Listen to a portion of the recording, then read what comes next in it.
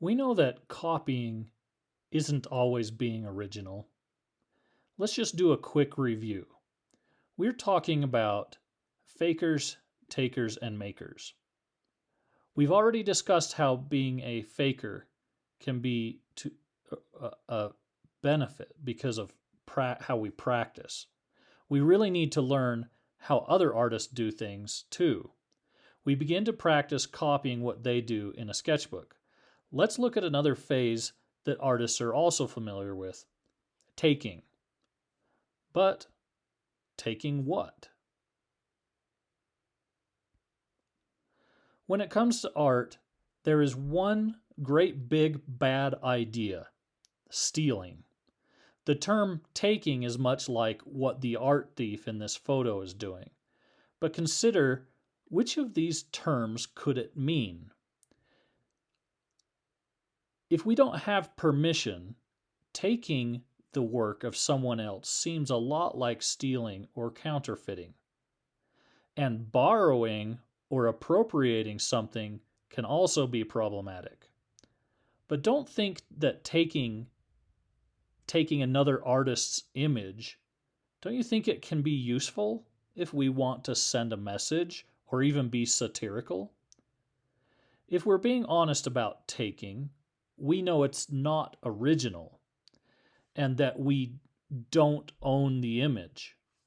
You're right, we can practice in a sketchbook, but it's actually not legal to display or sell. I had an experience when I was in high school I was making a t-shirt design for my high school marching band. I really enjoyed actually copying Bugs Bunny and designing some text around it, but there was a problem. When I sent it in, the printer refused to make it. You see, all cartoons and fan-based media is copyrighted. Reproducing them as your own, it's illegal unless you do it to learn from, like in a sketchbook.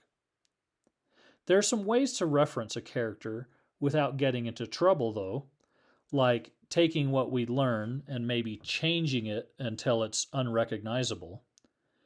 This is considered appropriation. And I actually could have appropriated the idea and made a new version like this for the shirt.